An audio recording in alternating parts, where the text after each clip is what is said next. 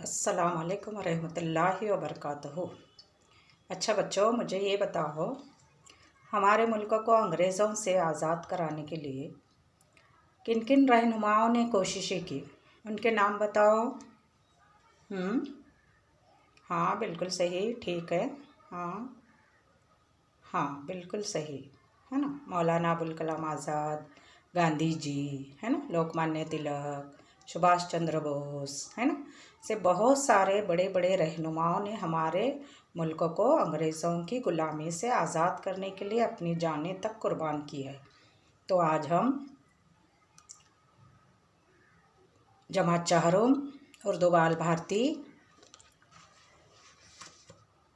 सबक number 14 page number 50 Hakim Ajmal खां, इनके बारे में मालूमात हासिल करेंगे। इन्होंने भी अंग्रेज़ों के ख़िलाफ़ हमारे मुल्क में बहुत सारे कारनामे अंजाम दिए हैं, जो उनके थोड़ी बहुत खूबियाँ इस सबक में बयान की गई है। उन खूबियों को हम पढ़ेंगे आज इस सबक के ज़रिए, ठीक है। सबक नंबर 14 हकीम अजमल खां।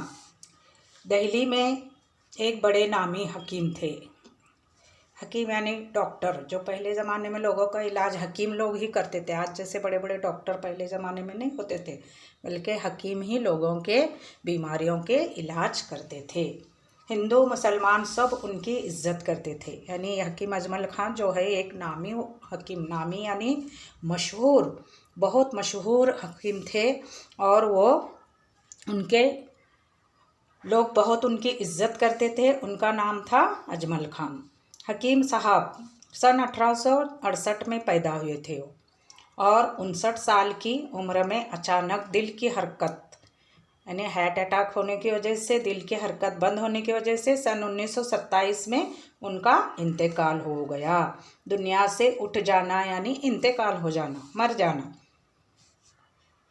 अगर हम उनके हाल तमाम ज़िंदगी के हालात देखते बैठेंगे तो एक किताब मुकम्मल हो सकती है, तो भी किताब भी कम पढ़ेंगे। लेकिन कुछ हालात यहाँ उनके ज़िंदगी के बारे में बताए गए हैं, जिसे हम पढ़ेंगे।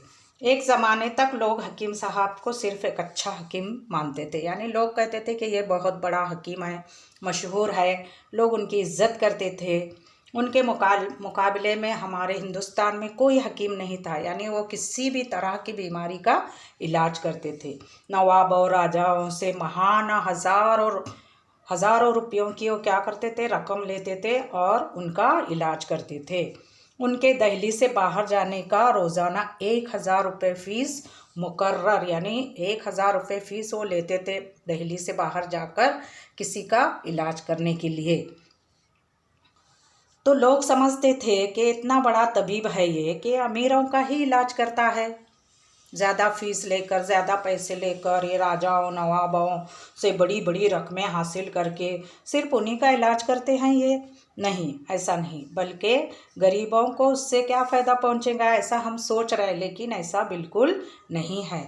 हकीम साहब जो कुछ कमाते थे, जो नवाबों राजाओं से जो बड़ी बड़ी रकमें हासिल करते थे, क्योंकि वो पैसे वाले लोग होते थे, उनको पैसा ज़्यादा देने में कोई दिक्कत नहीं होती थी, इसलिए उनसे वो पैसे ज़्यादा लेते थे, बड़ी बड़ी रकमें हासिल करते थे। और वो पैसा, उनकी वो जो कमाई थी, वो अपने अजीज़ों यानी दोस्तों में, गरीबों में और कौमी कामों में वो क्या करते थे, उन पैसों को खर्च करते थे। दिल्ली में या उसके आसपास किसी गरीब के घर जाते तो उनका इलाज एक एक बार गरीब लोगों से पैसे ना लेकर भी वो इलाज करते थे। इस वजह से ये जो हकीम था, ये जो तबीब यानी हकीम था, ये राजाओं के पास से, नवाबों के महलों से ज़्यादा पैसे लेकर इन गरीबों के लिए खर्च करते थे। अक्सर वो टूटी फूटी झोपड़ियों में भी खिदमत करने के लिए जाते थे और कई बेशुमार गरीब लोगों को मुफ्त में दवाएं देते थे और उनका इलाज भी ये मुफ्त में करते थे।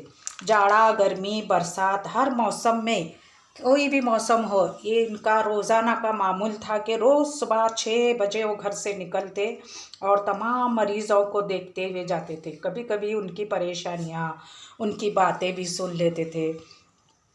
लेकिन अपने पेशानी पर बल न लाते थे, यानी बुरा नहीं मानते थे। उन लोगों की बातें बैठकर सुना करते थे, लेकिन कोई किसी बात का वो गरीबों की किसी बात का बुरा नहीं मानते थे।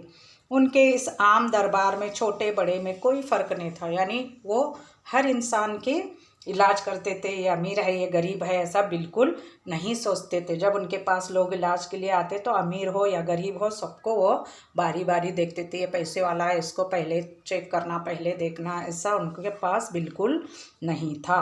हकीम साहब बड़ी समझबूझ के आदमी थे, यानी बहुत सोच समझ कर वो काम करते थे। बहुत समझदार इंसान थे।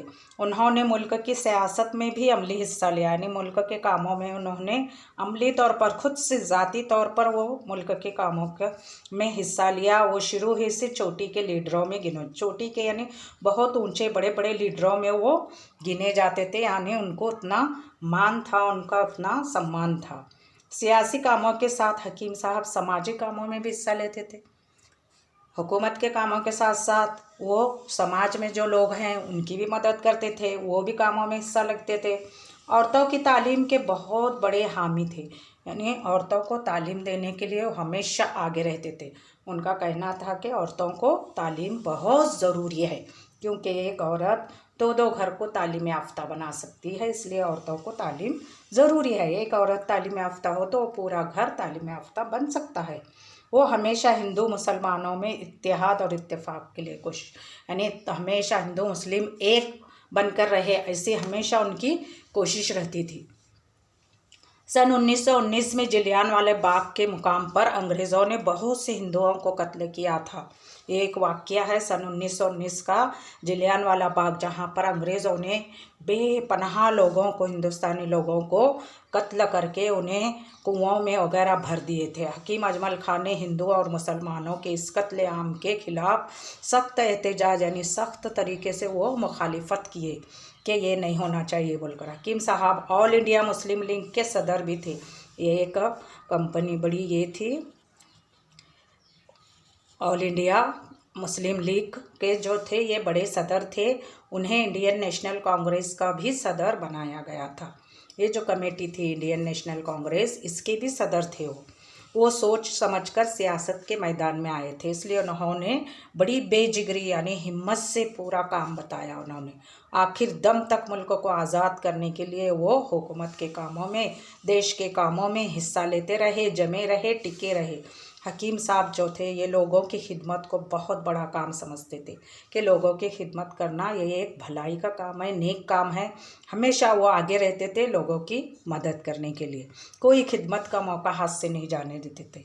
एक मर्तबा क्या हुआ, दिल्ली में एक वबाई मर्ज़, यानी एक से एक फैलने वाला जो मर्ज़ था, वो वबाई मर्ज़ जो फैला हुआ था, इस मर्ज़ में खानदान साफ़ हो गए, यानी बहुत सारे लोग इसमें मर रहे थे। इस बीमारी की वजह से घर घर मातम था, घर घर में रोना चालू था, मौतें हो रही थी, कोई किसी की खबर लेने वाला नहीं था, सब परेशान थे। दिल्ली पर ऐसी आफत आई कि अच्छों के अवसान खता हो गए, यानी ऐसी आफत आई थी इस वबाई मर्ज़ से कि अच्छे इंसान घबरा कर कुछ नहीं कर पा रहे थे। लेकिन ऐसे नाजुक वक्त में हकीम साहब जो है बड़े बड़े लारियों में, ट्रकों में दवाएं भर कर, बाटलियों से दवाएं, गोलियां वगैरह भर कर वो लोगों को घर घर पहुंचाते फिर रहे थे। इतना नेक काम किया उन्होंने दिल्ली का यूनानी और आयुर्वेदिक तिब्बी कॉलेज कायम किया।